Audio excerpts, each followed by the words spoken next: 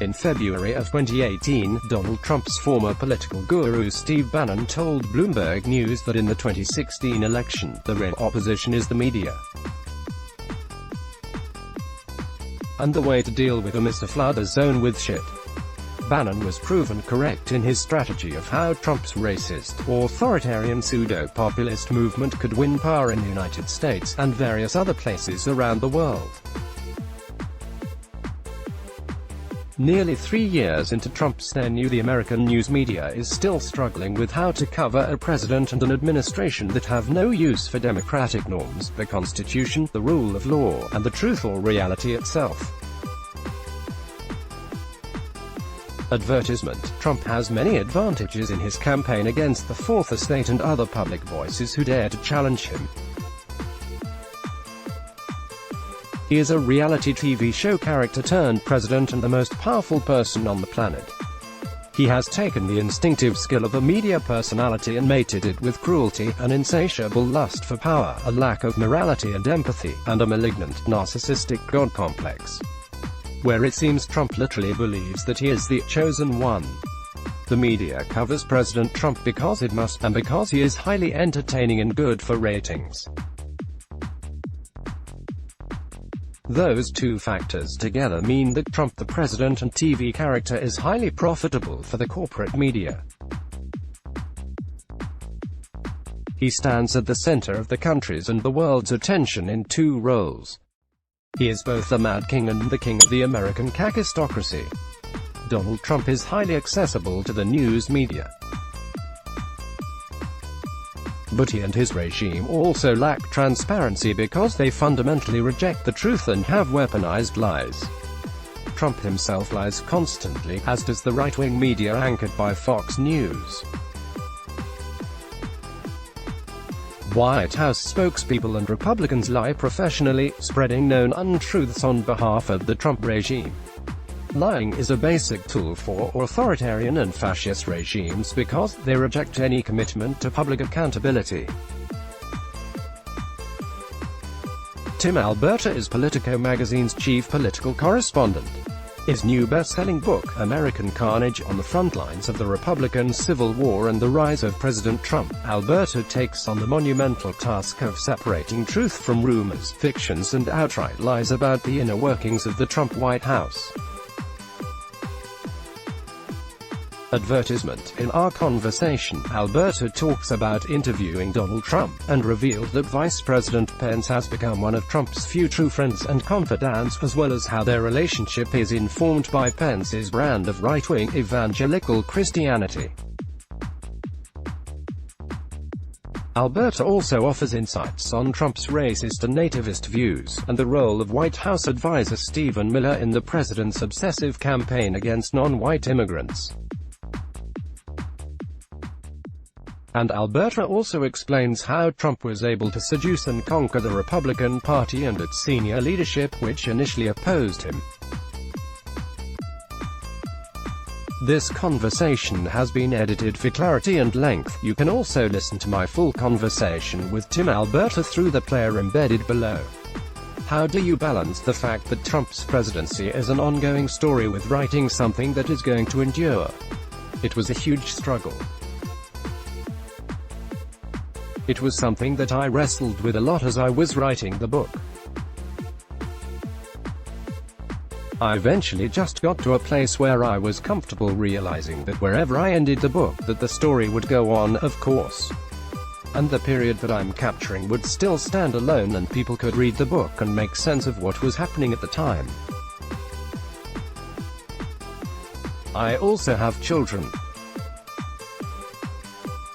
One of the main reasons I wrote American Carnage is because 20, 25 or 30 years from now I want them to be able to read my book about the rise of Trump and how this came to be and have gained some perspective on the events. Advertisement. Books about Donald Trump and this moment are a huge industry. There have been so many books of varying quality. Most are not good. They're rushed. A few were excellent. How did you balance the pressure of speed and timing versus quality? There certainly was some strong interest in having me do this book much sooner. I kept pushing back by saying, look, if I'm going to write a book about his takeover of the Republican Party, and Trump just won this fluky election, and at the time there were a great many Republicans who still were not behind Trump, then I'm not ready to do the book yet. Let's see if Trump actually does take over the party. Within a year or so of Trump taking office, it was clear that his takeover was complete and pretty unequivocal. But what gave me some peace is the fact that I really was writing this book to my kids. I've got 3 little boys who are all under the age of 5. Like many American kids their age, they are going to inherit this dizzying national legacy. At present, we cannot begin to appreciate just how much has changed in the United States in such a short period of time. I hope my book will, years in the future, provide some insight into how this came to be. Advertisement. This moment in America will require 20 or 30 years of distance to fully appreciate and contextualize exactly what has taken place. Some decades in the future, when my children are in college and in the real world trying to make sense of things, I hope they will be able to say, my dad was trying to lay this out for me. He was trying to teach me about what was happening here. He wasn't trying to point fingers necessarily or make heroes and villains, but just trying to tell this story in its full context so that we understand what happened and hopefully how we can avoid it in the future. As I see it, Donald Trump is not a surprise.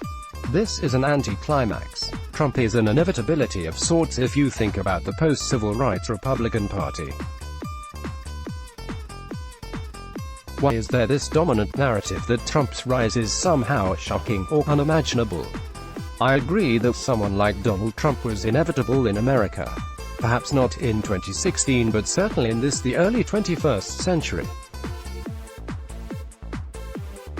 I chose to begin American Carnage in 2008, but one certainly could have started with the pre-Goldwater era Republican Party or the John Birch Society, or George Wallace.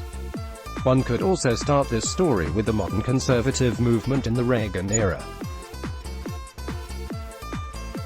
And one could most certainly begin this story with Pat Buchanan taking on George H.W. Bush, or even with Newt Gingrich. The reason I started in 2008 was the confluence of Sarah Palin and the bank bailouts, the first black president Barack Obama, and how all those happenings set the table for the ensuing decade and Trump's rise.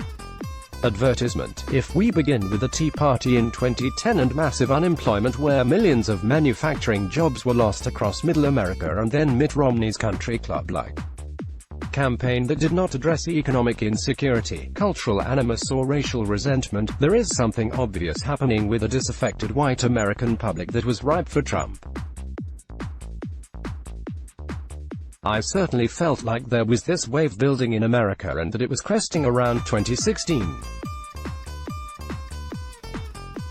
We just didn't know who was going to ride it. It just didn't seem like Trump. Looking back, we should have known better. There are so many folks in the news media and elsewhere whose livelihoods depend on the spectacle of Trumpism. He is also very entertaining in a perverse and twisted way. These are facts that so many people do not want to admit. I did not fully appreciate that until while writing American Carnage, I was doing the research and realized that the rise of social media converged with the deinstitutionalization of media. Cable news media was being viewed with increasing suspicion and distrust by many Americans at the same time. There is also this time period between 2007 to 2011 where there is a huge demographic shift where a disproportionate number of white Americans 45 and older who used to read newspapers and watch the nightly news began getting their information from Fox News. This all becomes a huge Molotov cocktail of sorts. It was a social and political powder keg. And you are so right about Donald Trump. He is so entertaining.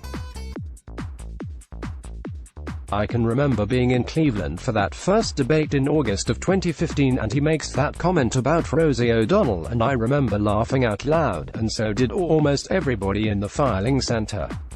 Here are hundreds of professional journalists and we consider ourselves to be these very upright, objective arbitrators of truth and we are cracking up.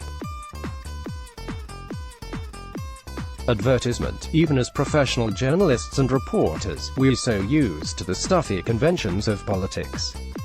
And here comes this guy in the form of Donald Trump who is about to put on a show and our initial reaction was, well, that's hilarious. The American news media could not help but cover it. Trump knew this. Trump was the one person on stage who understood that this was all a reality television program and nothing more. There are these dueling narratives about Donald Trump. Some people say he is stupid and ignorant. Others believe that he is playing some type of 3D chess. Saturday across from Donald Trump. How would you assess him? There are two extreme caricatures of Donald Trump. Neither of them is accurate. One is that Donald Trump is a savant and that everything is three-dimensional chess. Trump is supposedly 5 moves ahead of everybody else. The other caricature is that Donald Trump is a moron, and the pundits and other professional political observers are all a bunch of rubes for assigning to Trump this genius. Both of these caricatures are wildly inaccurate. I do not think that there is any doubt that with Donald Trump's winning in 2016, that the dog caught a car a little bit. In fact, Reince Priebus, Trump's former chief of staff, said that to me in the book, in terms of Donald Trump and the winning demographic coalition he put together. Reince explained to me in a purely political way that, hey, I'm the guy who wrote the autopsy saying that we couldn't win elections by just firing up working-class whites at the expense of appealing to minorities. And this guy proved me wrong. Advertisement. Priebus was saying the dog caught the car in terms of how nobody thought that by going on Alex Jones' show and by running a Breitbart.com campaign they could win the White House. Nobody did those things because nobody thought they would work. So there is a bit of dumb luck involved with Trump winning in 2016, but I also think that Donald Trump is very smart. Trump reads the room really well. He has never had political consultants guiding him and looking at polls to shape his messaging, but Trump is devastatingly accurate in terms of analyzing why the Republican Party lost the presidential contests in previous years. His analysis of the party's deficiencies in battling the American left, both politically and culturally, were really spot on. Trump has a visceral gut understanding of how voters think of the issues. Whether it's on immigration, or whether it's on trade, Trump takes a soundbite-driven, lowest common denominator approach to policy. Most voters process policy in those lowest common denominator terms. Trump understands that fact and was able to package issues and communicate them in a way that most voters could understand. The other Republicans he was competing against were largely not able to do that. One of the dominant narratives is that Trump has no core political beliefs. Is that true? Advertisement. I think the most accurate description would be that Donald Trump is an opportunist. He has changed his positions a great deal over the years. If you are trying to understand Trump through policy lens, then you are not going to understand him at all. Because while I do think that Trump has some core beliefs and a specific worldview, this is not to say Trump has an ideology. Donald Trump does think that Americans viewing themselves as global citizens is a mistake. I think that Trump believes that America should look inward. And now, obviously, Trump's own actions do not need to align with those beliefs. Nobody said that Donald Trump was or is principled. For example, Donald Trump made his ties in China because he cares first and foremost about profit. Trump also believes, in the same moment, that American businesses should make the products here. But ultimately what drives Donald Trump's understanding of politics and the American electorate is almost all cultural. Trump has been more effective at appealing to emotion than any politician in recent American history, if not ever. Donald Trump knows what buttons to push and how to make emotional appeals that voters were willing to go along with, even if they did not fully share those views. What mattered to these voters was that they believed Donald Trump was going to fight for people like them. Who were Trump's voters, and what did they want? Why him? Those answers explain why he was able to take over the Republican Party. Advertisement. There is no way Donald Trump wins without the overwhelming support of white evangelical Christians. I think they were responding to the fact that Trump was not Hillary Clinton and that he was promising them things that they had never been promised before, such as the Supreme Court, and to do what they have long wanted about the issue of abortion rights. Pence played into this too. Mike Pence is very well known among evangelical Christians and certainly the conservative movement. Unlike Trump, Mike Pence is one of their own. Trump has delivered for white Christian evangelicals probably more than any other part of his constituency. Tony Perkins, the president of the Family Research Council, said to me, "I've been at the White House more in Trump's first 4 months than I was at the White House in all 8 years of George W. Bush." Suburban Republicans are the other major part of the coalition. I believe they're even more important to Trump's coalition than even those blue-collar Joes in Middle America. If white suburbanites don't vote for Trump in huge numbers in 2016, he obviously does not win. And if they do not swing away from Republicans in 2018, then Democrats don't take back the House. So the college-educated, wealthy, white-collar suburbanite is the new prototype swing voter in 2020. These are the people who, even if they find Trump's rhetoric and his behavior repulsive, he's given him a big tax cut. He has presided over an economy where they're seeing their 401ks booming and the stock portfolios are in a better place certainly than they were 4 years ago. Many of these white suburban voters are going to have a hell of a hard time voting against Trump just because of the basic question: is my pocketbook in better shape now? Is my checking account in better shape than it was 4 years ago? Advertisement. Now for the third part of Trump's coalition, those blue-collar Joes who are mythologized by the news media. Trump really has not delivered for them on almost anything except cultural grievances. And what's interesting is that cultural grievance is probably more powerful than tax cuts or Supreme Court justices for these voters. Trump is probably more in danger of losing voters from one of those other two groups than he is in danger of losing from these blue-collar voters, despite having not delivered much for them. Did Trump just give traditional Republicans permission to be what they always wanted to be? Is this really a takeover? I do not necessarily view them as mutually exclusive. Both can probably be true at the same time. There probably is a not insignificant chunk of the Republican base and the Republican political class that was ready to go along on this ride. They had no issue with it. I do think that there is another sizable part of the Republican Party that is deeply uncomfortable with Trump and that wants to get off the ride.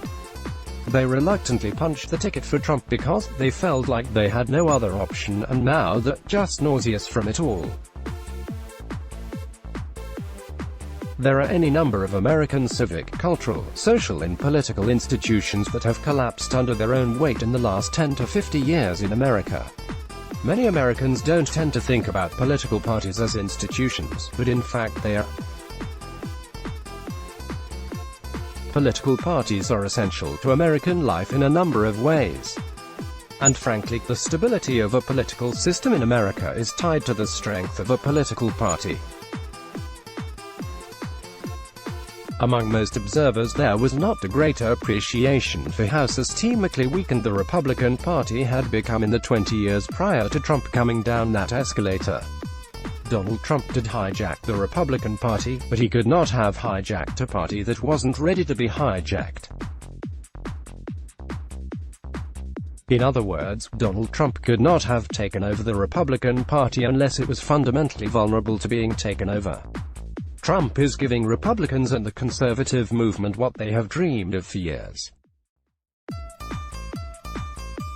While the upset among the party elites and other influentials, if you were going to put on paper everything that the president has accomplished to this point, and then you scratched off President Donald Trump and you wrote President Jeb Bush, or President Marco Rubio, or President Rick Perry, then most Republicans would be hooting and hollering and dancing in the streets, and they would love it. They would be celebrating this person as Reagan reincarnate. And yes, some Republicans will celebrate Donald Trump as Reagan reincarnate.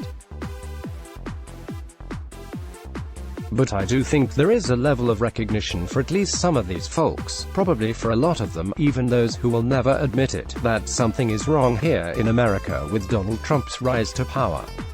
Some Republicans know that there is something lingering below the surface that sooner or later they're going to have to reckon with, and maybe it's not going to be today, maybe it's not going to be 50 years from now. Perhaps there will be deathbed confessionals among senior Republicans and other conservatives about their role in all this. I think many Republicans have to suppress this feeling in order to get out of bed and come to work in the morning on Capitol Hill. Could it be that many Republican leaders know that they got something untoward and unseemly and wrong with Trump, but they're enjoying it? And now they're all afraid of getting caught. Maybe they won't get caught. Maybe they'll never have to face up to some of the consequences of it, whether that's losing an election, or whether it's the grandkids sitting on their lap saying, "Hey, when the president was saying these racist things, why didn't you speak out against it?" It manifests in other ways for different Republicans. What plenty of Republicans will admit to you privately, especially if you get a couple of drinks in them, is, "Look, we're all going to have a scarlet letter on us from this, with a few exceptions, and I'm talking in the political class explicitly. Everybody is going to wear that scarlet letter of the Trump age for some time." The so-called principled Republicans and conservatives love to distance themselves from Trumpism. But I always ask them about how the so-called principles set the stage for Donald Trump and his right-wing extremism. You have spoken to these old guard Republicans. How do they distinguish themselves from Trump in terms of principles? I think it's two things. I think you go to style and the substance, right?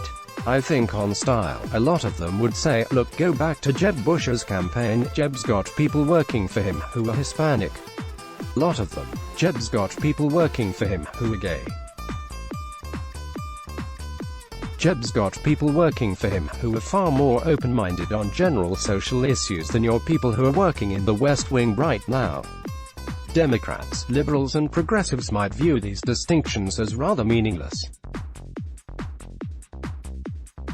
One might say, well, some of these people are willing to call out the bigots in their own party, but they're still sort of accommodating these bigots with some of their own viewpoints.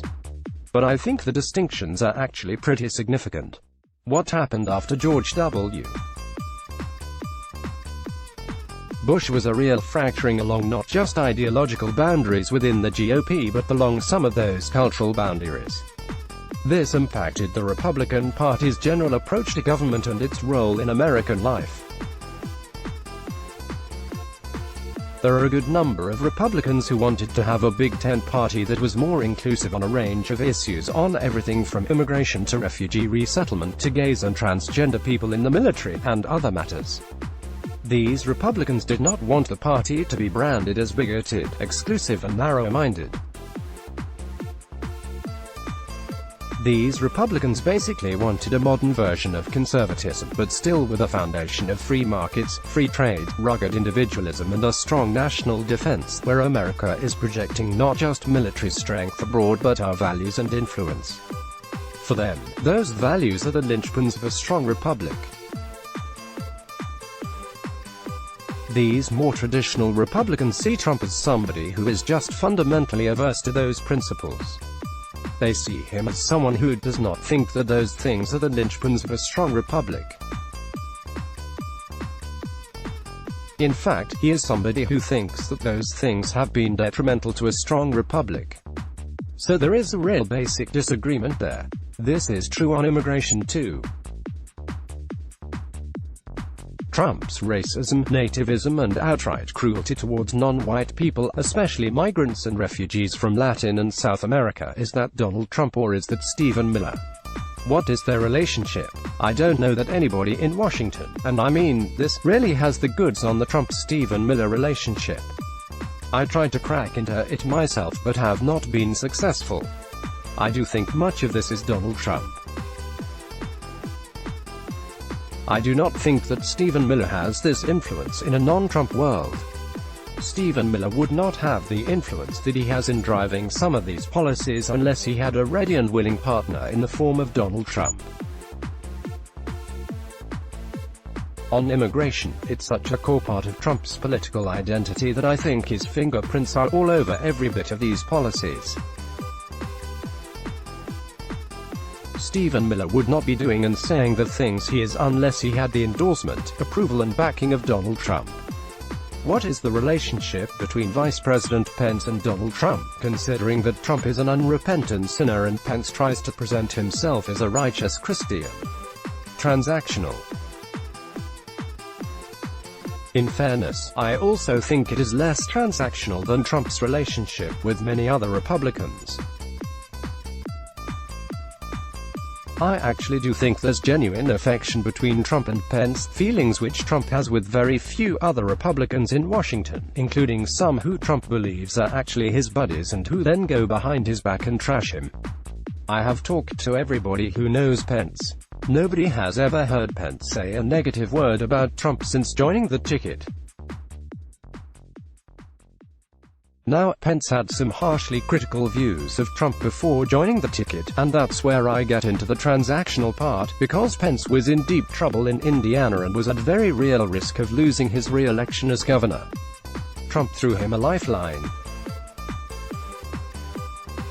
Trump and his inner circle see in Pence somebody who is the ideal counterbalance, who is able to bring along a lot of those reluctant Republicans, people who do not see in Trump a person who is morally suited to lead the country.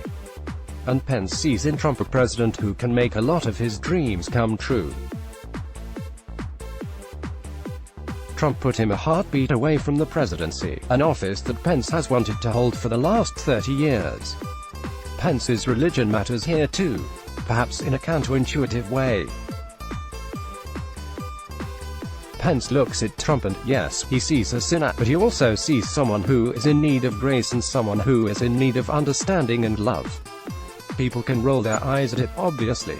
But Pence, I think, has formed this most unlikely brotherhood with Trump. I believe that Mike Pence will be an enduringly loyal ally to Trump. Pence believes that Trump has been depicted as a caricature, that we all see a very different person than a Donald Trump that he sees.